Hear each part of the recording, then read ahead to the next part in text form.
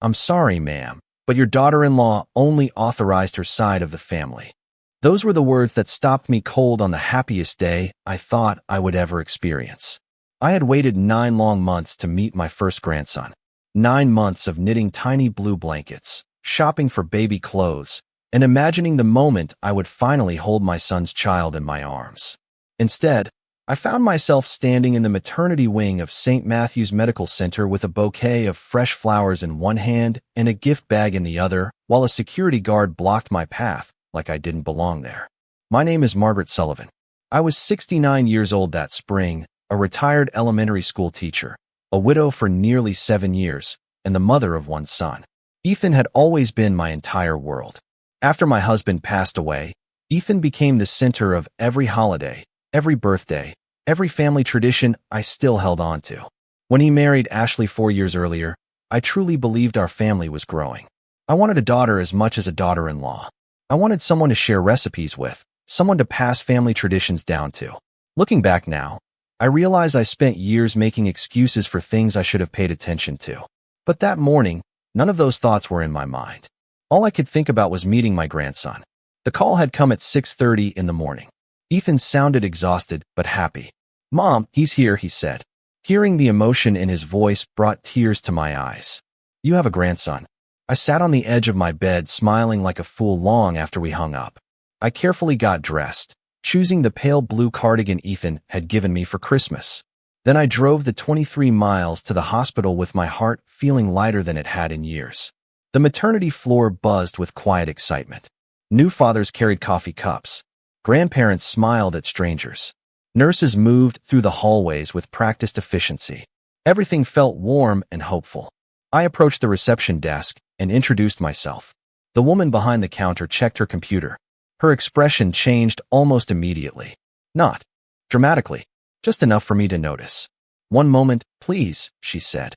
A few minutes later, a uniformed security guard approached. He looked uncomfortable before he even spoke. "Mrs. Sullivan?" I nodded. "I'm sorry, ma'am, but your daughter-in-law only authorized visitors from her immediate family." For a second I thought I had misunderstood him. "Excuse me." He shifted awkwardly. "Her visitor list doesn't include your name." I stared at him. Around us, people continued walking through the hallway. Nobody noticed that my entire world had suddenly tilted sideways. "There must be some mistake," I said quietly. "I'm the baby's grandmother." The guard's face softened. "I understand, ma'am, but I have to follow the instructions provided." I looked past him toward the secured doors leading to the maternity rooms. Somewhere beyond those doors was my grandson. My grandson, a child I had already loved before I ever saw his face. Yet I wasn't allowed to meet him.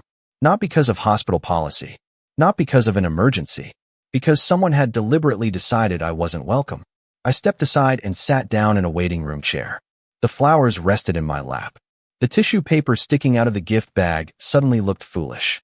Across the room, another grandmother laughed as a nurse showed her pictures of a newborn. A grandfather proudly texted photos to relatives. Life moved forward around me while I sat frozen in place. That's when I noticed her. A woman sitting near the far corner of the waiting area, maybe in her late 50s. She wasn't reading the magazine in her hands. She wasn't watching the television mounted on the wall. She was watching me. The moment our eyes met, she quickly looked away. At first I thought nothing of it. Hospitals are full of worried people. But 10 minutes later, when I glanced up again, she was still there, still watching. And somehow, deep in my chest, I felt a strange certainty settle over me. The security guard stopping me was only the beginning. Something much bigger was happening behind those hospital doors, and before the day was over, I would discover that my exclusion had never been about visiting rights at all. I remained in that waiting room far longer than I intended. At first, I told myself I would give it a few minutes. Hospitals were busy places. Mistakes happened. Someone would realize there had been a misunderstanding and come looking for me. Nobody did. An hour passed. Then another. The flowers on my lap began to lose their freshness under the dry air conditioning. The little blue teddy bear inside the gift bag suddenly felt heavier than it had that morning. Every few minutes the secure doors would open. Nurses walked through. Family members came and went. Each time I lifted my head with a flicker of hope. Each time it faded. The woman across the waiting room remained there as well. Occasionally she glanced in my direction before looking away again. It was not the casual curiosity of a stranger. There was something deliberate about it. Something that made me feel as though she knew a story I had not yet heard. Around noon, my phone buzzed. My heart jumped when I saw Ethan's name. I answered immediately. Ethan. There was noise in the background. Voices. Footsteps. Then my son's tired voice. Hey, Mom. Sorry. Things have been crazy here. Relief washed through me. Honey, there seems to be some confusion. Security would not let me visit. Silence followed. Not long. Just long enough. Oh, he said finally. Ashley mentioned she wanted fewer visitors at first. Fewer visitors. I stared at the polished hospital floor. I understand that. I replied carefully. But her entire family has been going in and out all morning. Another pause. I am sure there is a reason, Ethan said. You know how stressful everything is right now. I closed my eyes. My son sounded distracted. Uncomfortable. As though he wanted the conversation to end before it truly began. Have you seen him? I asked softly. His voice brightened immediately. Mom, he is perfect.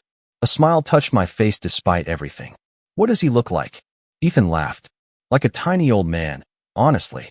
For a moment, things felt normal again. For a moment, he was simply my son sharing joy with his mother. Then someone called his name in the background. A woman's voice. Ashley's. I have to go, he said. Quickly. We will talk later. The line disconnected. I stared at my phone for several seconds before placing it back into my purse. We will talk later. He did not ask where I was. He did not ask if I had met his son. He did not ask why I sounded hurt. Across the room, the mysterious woman stood and slowly approached. Up close, she appeared to be around 60. Her dark hair showed streaks of silver. She carried herself with quiet confidence. Mrs. Sullivan? She asked gently. I looked up in surprise. Yes. She hesitated. I hope you do not mind me saying this, but I have been sitting here for most of the morning. I nodded cautiously. I noticed. A faint smile crossed her face. I thought you might. She sat down in the chair beside me. My name is Diane Parker. The name meant nothing to me. Do we know each other? I asked. No, she replied. But I know who you are. A strange chill crept through me. Diane folded her hands neatly in her lap. I was not sure whether I should say anything, she admitted. However, after watching you sit here for hours, I decided you deserved to know something. My grip tightened around the handle of the gift bag. Know what? Diane glanced toward the secure maternity doors. When she spoke again, her voice dropped almost to a whisper. The visitor list is not the only thing your daughter-in-law has been hiding. Diane's words settled over me like a sudden drop in temperature. For several seconds, I simply stared at her. The sounds of the hospital seemed farther away now, as if everything beyond our conversation had been pushed into the background. What do you mean? I asked quietly. Diane glanced around the waiting room before answering. I worked here for 22 years, she said. Mostly in administration. I retired last fall, but I still volunteer a few days each month. She paused. I know how visitor lists work. I also know when someone goes out of their way to make sure a person is excluded. I felt my stomach tighten. Ashley does not want me here. That much is obvious. Diane shook her head slowly. No, Margaret. What concerns me is how determined she has been. I looked down at the flowers in my lap. Until that moment, I had been trying to convince myself this was simply another misunderstanding. An unfortunate decision made during a stressful day. But deep down, I knew better. Ashley and I had never been close. In the beginning, I blamed myself. Maybe I tried too hard. Maybe I offered advice when she wanted silence. Maybe I represented a life she did not want influencing her new family. Over the years, I learned to stay in my lane. I stopped suggesting holiday traditions. I stopped asking questions about future plans. I accepted every canceled dinner and every last-minute schedule change with a smile. Yet somehow the distance only grew. Looking back, the warning signs were everywhere. When Ashley announced her pregnancy, I found out through social media along with everyone else. When they hosted the gender reveal party, I received an invitation 2 days after the event had already happened. Ashley claimed there had been a mailing mistake. Ethan believed her. I pretended to. Then came the baby shower. Ashley's mother hosted it at a country club less than 10 miles from my house. Every female relative attended except me. Again, there was an explanation. Again, Ethan apologized. Again, I accepted it because I loved my son more than I loved being right. Diane seemed to read the thoughts on my face. This did not start today, did it? She asked. I gave a small shake of my head. No. She nodded as though confirming something she had already suspected. For a moment, neither of us spoke. Then she leaned slightly closer. This morning, I overheard something. My eyes lifted immediately. What? Diane hesitated. I was helping near the nurse's station when your daughter-in-law's mother arrived. My chest tightened. And Diane folded her hands together. Someone asked if all the grandparents had arrived yet. She paused. Your daughter-in-law laughed and said, only the ones that matter. The words hit harder than I expected. Not because they surprised me, because they confirmed something I had spent years trying not to believe. I looked toward the maternity doors again. Somewhere behind them, my grandson was sleeping peacefully, completely unaware of the divisions already being built around him. Diane watched me carefully. I am sorry, she said softly. I managed a faint smile. Do not be. You did not create this situation. She nodded. Then her expression changed. There was something else she wanted to say, something she was debating whether to reveal. Finally, she reached into her purse and removed a folded piece of paper. I probably should not be showing you this, she admitted. But after what I heard this morning, I think you deserve to know. My pulse quickened as she handed it to me. It looked like a photocopy of a hospital form. Across the top was Ashley's name. Beneath it was a section labeled Authorized Visitors. I expected to see my absence. What I did not expect was the note written in Ashley's own handwriting at the bottom of the page. The moment I read it, my heart sank. Because it was not just a list of names. It was a direct instruction specifically mentioning me. My hands trembled slightly as I looked down at the handwritten note. It was only one sentence, but it explained everything. Do not allow Margaret Sullivan access without my direct approval. I read it twice. Then a third time. There was no misunderstanding. No accidental omission. No computer error. Ashley had anticipated that I would come to the hospital. She had planned for it. More than that, she had taken specific steps to make sure I remained outside those doors. Diane watched my face carefully. I am sorry, she said again. I folded the paper slowly and handed it back to her. Strangely, I did not feel angry. Not yet. What I felt was something colder. The kind of realization that arrives after years of ignoring small warning signs. The kind that forces you to look honestly at things you once explained away. As I sat there, memories began surfacing one after another. 3 years earlier, Ethan and Ashley had purchased their first home. Ethan called me excitedly and asked if I would like to see it. I drove over with a housewarming gift and spent the afternoon helping unpack boxes. A week later, Ashley posted photographs online thanking dozens of people for helping them settle in. My name was not mentioned once. At the time, I told myself it did not matter. Then there was Thanksgiving 2 years ago. I offered to bring my late husband's famous pecan pie. Ashley smiled politely and said she already had dessert covered. When I arrived, every member of her family had contributed a special dish. Mine sat untouched at the end of the table. Again, I said nothing. Again, Ethan never seemed to notice. Little moments. Small cuts. None serious enough to confront individually. Yet together, they painted a picture I had refused to see. Diane eventually stood. I should go, she said gently. I only wanted you to know the truth. I thanked her. Before leaving, she hesitated. Margaret, there is something else. My attention returned immediately. Diane lowered her voice. The woman who delivered that visitor authorization form this morning was not Ashley. I frowned. What do you mean? Hospital policy requires the patient to complete it personally unless there are exceptional circumstances. She paused. The paperwork was dropped off yesterday evening by Ashley's mother. I stared at her. Her mother? Diane nodded. I remember because she spent nearly 20 minutes discussing who should and should not have access. After Diane left, I remained seated, trying to process what I had learned. Ashley's mother had always been courteous to my face. Friendly even. Yet now I pictured the two of them working together, deciding which relatives mattered and which did not. Deciding that I could wait outside while everyone else celebrated. My phone buzzed again. This time it was a group text. A photograph appeared on the screen. Ethan sat in a hospital chair holding his newborn son. Ashley smiled beside him. Standing proudly behind them were her parents. The caption read, 3 generations together. Feeling blessed beyond words. I looked at the image for a long time. 3 generations. The words felt deliberate, as though another grandmother simply did not exist. My finger hovered over the screen. For a moment, I considered replying. I considered asking why I had been excluded, why nobody thought I deserved to meet my grandson. Instead, I locked the phone and slipped it back into my purse. The answer would not come through a text message. Deep down, I knew that now. The truth was larger than a visitor list, larger than a hospital room. Something had been happening behind my back for years, and for the first time, I stopped asking whether I was imagining it. As I rose from my chair and gathered my things, I noticed a nurse walking quickly through the hallway carrying a folder. She stopped abruptly when she saw me. Her eyes widened with recognition. Then she glanced toward the maternity ward before returning her attention to me. There was concern in her expression. Real concern. She took a step closer and quietly said, "Mrs. Sullivan, I think there is something you need to know about that photograph." The nurse glanced around before sitting in the empty chair Diane had just left behind.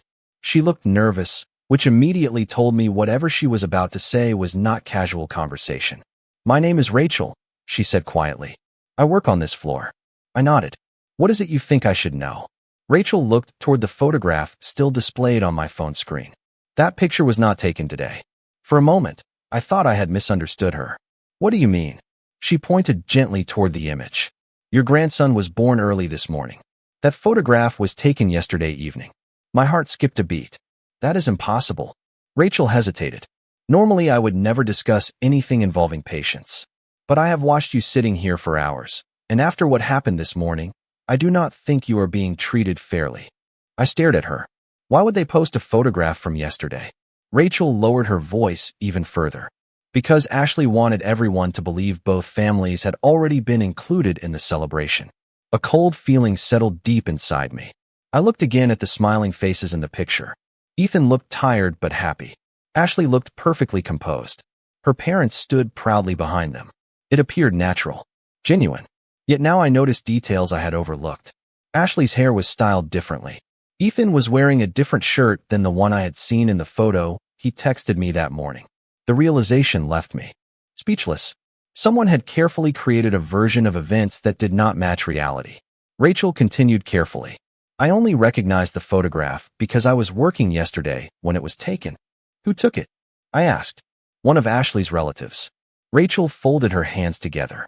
What struck me was how much effort went into arranging everything. I felt my pulse quicken. Arranging what? Rachel paused. The image. The timing. The guest list. It all seemed unusually important. Before I could respond, her pager vibrated. She glanced down and sighed. "I need to get back." She stood and offered me a sympathetic smile.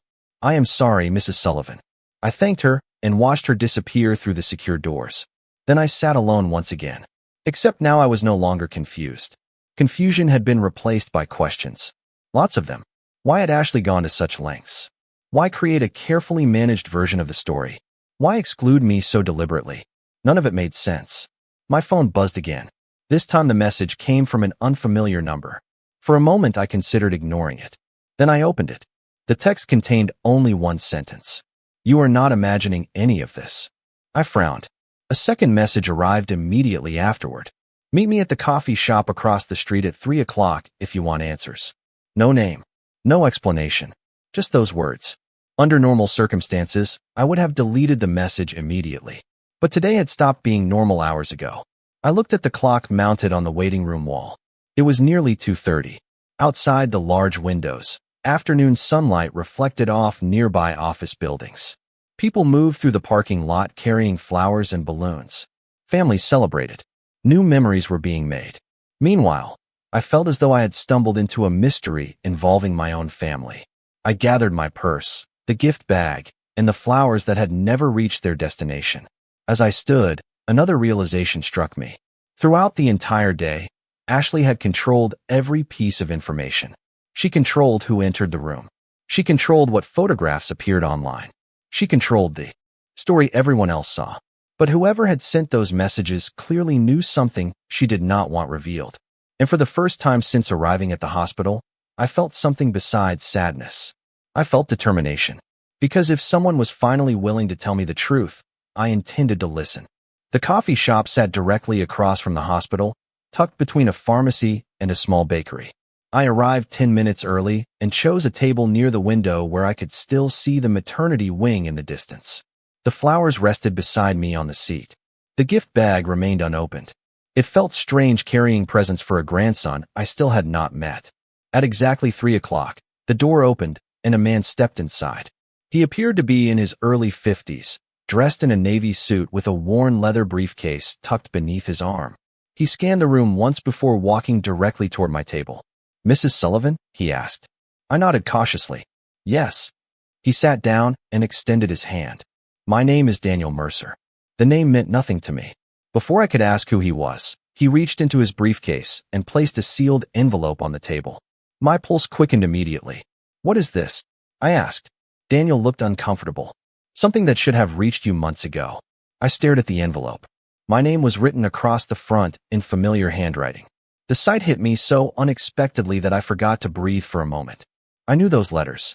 I knew every curve and every stroke. They belonged to my late husband, Robert. My fingers trembled as I touched the paper. Robert had been gone 7 years. Yet somehow his handwriting sat in front of me as though he had written it yesterday. "Where did you get this?" I whispered. Daniel folded his hands together. "I work with the law firm that handled your husband's estate." My heart pounded harder. "I never received this." "That is the problem," Daniel replied quietly. "You were supposed to." I looked at him in confusion. "Why now?" Daniel glanced toward the hospital visible through the window. "Because of your grandson." The words settled heavily between us. He continued carefully. "Several years ago, your husband created a family trust. Most of the details were straightforward. However, there was one specific provision involving future grandchildren." I frowned. Robert never mentioned that. Very few people knew about it. Daniel slid a folder across the table. "The trust becomes active when the first grandchild is born. At that point, a designated trustee is given authority over educational funds, property allocations, and certain family assets reserved for future generations." I stared at him. "Who is the trustee?" Daniel's expression remained steady. "You are." For several seconds, I simply looked at him. The sounds of the coffee shop faded away. Cups clinked. Customers chatted. Somewhere an espresso machine hissed. Yet all I could hear were those two words. "You are." Daniel opened the folder and revealed several documents bearing official signatures. My name appeared throughout the pages. Robert's signature appeared as well. Everything was legitimate. Everything was real. "Ashley knows about this?" I asked. Daniel hesitated. "That is difficult to answer." My stomach tightened. "What does that mean?" He exhaled slowly. "It means someone contacted our office 3 months ago attempting to have the trustee designation changed." Every muscle in my body went still. "Who?" Daniel held my gaze. "Your daughter-in-law." A cold silence settled over the table. Suddenly the visitor list, the photographs, the exclusion, and the carefully controlled information no longer felt like separate incidents. They felt connected, deliberate, planned. Daniel reached into his briefcase one final time and removed another document. "There is something else you need to see." As he placed it in front of me, I noticed Ashley's signature at the bottom of the page. But it was not the signature that caught my attention. It was the request she had submitted. Because according to the document, Ashley had been trying to convince people that I was no longer capable of managing my own affairs. For a long moment, I could not speak. I simply stared at the document lying between us. The words blurred slightly before coming back into focus. Ashley had not merely questioned a legal arrangement. She had submitted written concerns suggesting that I was becoming forgetful, increasingly isolated, and potentially unable to handle important financial responsibilities. The language sounded careful, professional, concerned. Yet every sentence carried the same message. Remove Margaret. Remove her authority. Remove her voice. I looked up at Daniel. Did anyone believe this? My voice sounded calmer than I felt. Daniel shook his head immediately. No. The request was reviewed and denied. Relief mixed with disbelief. Denied. There was no supporting evidence. No medical records. No professional evaluations. Nothing except personal statements. He paused. Frankly, it appeared more strategic than protective. I leaned back in my chair and stared through the coffee shop window. Across the street, the hospital stood exactly where it had been all day. Patients entered. Visitors left. Life continued normally while my understanding of my family shifted beneath my feet. Suddenly, dozens of moments from the past few years began fitting together in ways they never had before. Ashley insisting on handling family paperwork. Ashley volunteering to coordinate estate discussions after holidays. Ashley asking oddly specific questions about Robert's trust shortly after learning she was pregnant. At the time, each conversation seemed harmless. Now they looked very different. Did Ethan know? I finally asked. Daniel's expression became cautious. I cannot answer that with certainty. That answer told me more than a direct response would have. I closed the folder slowly. My son had always been trusting. Sometimes too trusting. He preferred peace over confrontation. He believed the best about people. One of the things I loved most about him was also the thing that worried me most. Ethan rarely imagined that someone close to him could be manipulating a situation. My phone suddenly vibrated on the table. The screen lit up with my son's name. Daniel glanced toward it. Neither of us spoke. After the third ring, I answered. "Hello, Ethan." There was an unusual tension in his voice. "Mom, where are you?" The question surprised me. "I am having coffee." Silence followed. Then he spoke again. "Ashley said you left the hospital upset." I almost laughed. Not because anything was funny. Because Ashley had apparently found a way to make herself the victim of a situation she created. "Did she?" I asked quietly. Ethan hesitated. "She is worried there was a misunderstanding." I looked at the folder. The trust documents. The denied request. The visitor restriction form. None of those things felt like misunderstandings anymore. "Ethan," I said gently, "did you know I was not allowed to see my grandson?" Another pause. This one longer than before. "Ashley told me you wanted privacy respected." I closed my eyes. There it was. Not anger. Not malice. Just misinformation carefully delivered to the right person. "Your wife submitted instructions specifically preventing me from entering." The silence that followed felt completely different. Heavy. Confused. Uncertain. Finally, Ethan spoke. "What?" I heard genuine surprise in his voice. Real surprise. My grip tightened around the phone. For the first time all day, I believed he truly did not know everything. "Mom, that cannot be right." "It is." Another long silence followed. Then Ethan exhaled slowly. "I need to talk to Ashley." The words hung in the air between us. Not dramatic. Not explosive. Yet something important had shifted. For the first time, doubt had entered his voice. When the call ended, I looked across the table at Daniel. He had clearly heard enough to understand what was happening. He did not know, did he? I asked. Daniel considered the question carefully. "I think your son just discovered there are parts of this story he has never been told." I nodded slowly. Outside, afternoon sunlight reflected off the hospital windows. Somewhere inside that building, my grandson slept peacefully, unaware of the conflict surrounding his first day in the world. But for the first time since arriving that morning, I no longer felt powerless. Because the carefully controlled version of events Ashley had spent months constructing had begun to crack. And once a crack appears, the truth has a way of finding its way through. By the time I left the coffee shop, the sun was beginning to sink lower in. The sky, the day that should have been filled with simple joy, had become something entirely different. I drove home, placed the flowers in a vase, and set the unopened gift bag beside my fireplace. Then I waited. Around 7 that evening, my phone rang again. "Ethan." The moment I answered, I could hear it in his voice. Something had changed. "Mom," he said quietly, "can we talk?" I sat down in my living room chair. "Of course." He was silent for several seconds. I asked Ashley about the visitor list. My heart remained steady. And another pause. At first she said it was a misunderstanding. Then she said the hospital staff must have made a mistake.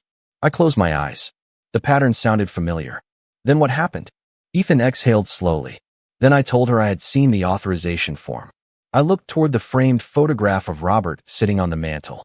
Somehow, I felt as though he already knew how this conversation would unfold. "What did she say?"